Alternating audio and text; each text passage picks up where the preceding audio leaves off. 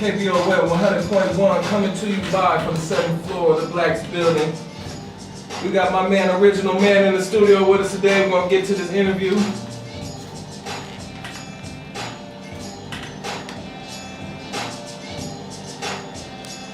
Alright, today we got the Original Man blessing us with his presence. How you doing today? I'm doing well, brother. How about yourself? Doing great. Thanks for coming through. Yes, sir. Thank you for the invitation. I appreciate you taking your time to chop it up with us, you know. I know how you get busy. No, that's no problem, man. Thank you. Alright, explain to the people listening, who is the Original Man and what is he about? Man, the Original Man is a descendant of the prayers of his ancestors who built pyramids on the sands and deserts in Egypt. I ain't Arab, I'm black like that man Jesus.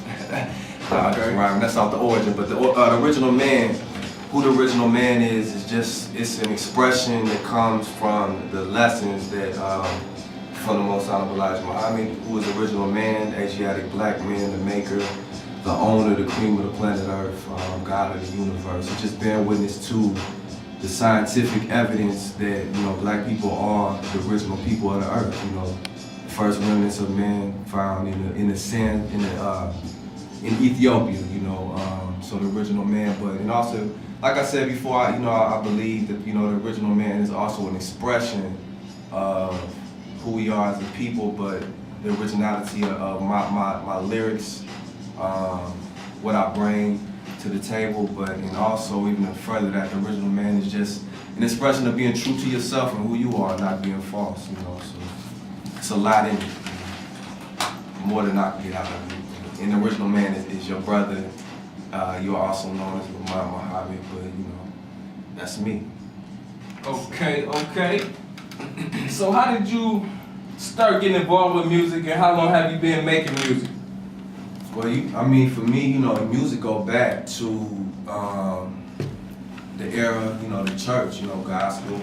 Started with me with that, you know, just singing those the spirituals, and then you know, my first rhyme I put together at a young age came, you know, was a gospel rap or whatnot. But you know, fast forward to the teenage years, you know, to the memorizing the lyrics of the MCs that was on the scene, you know, and try to be like them, and then, you know, went on to the top, write my own stuff, to the little talent shows. Not as serious, putting anything on CD or anything, but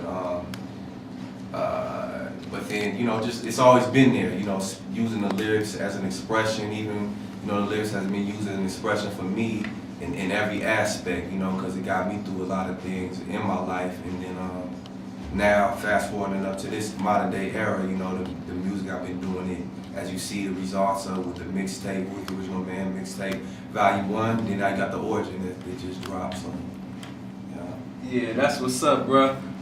So another question, how do you balance being a teacher, street poet, rapper, husband, what all have you that comes with being an Original Man? So how do you balance that, and just give us a little insight about that? Actually, man, in reality, I'm learning how to balance it. You know, it's by the grace of God, because everything that I'm doing, I'm learning how to perfect it, to do it better. You know, when it comes to being, you know, a husband, I'm trying to learn how to be that better. You know, a teacher, trying to learn how to do that better. Everything that I'm doing, even in the rap, you know, which is just an expression of me, my life experiences, and I'm learning how to do it better, but I'm balancing it. You know, I'm learning how to balance it by trial and error, really, brother.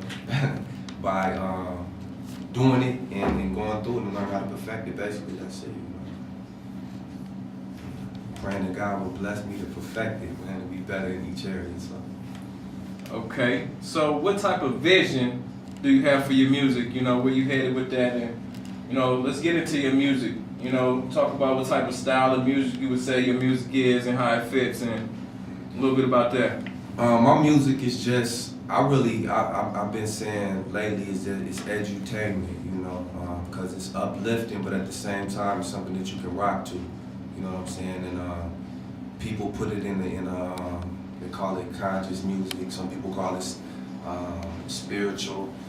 reality rap, you know, it's all type of names they put into it. Me, when I sum it up, I always say that it's biblical and Quranic translated into through Ebonics, man. That's what I say.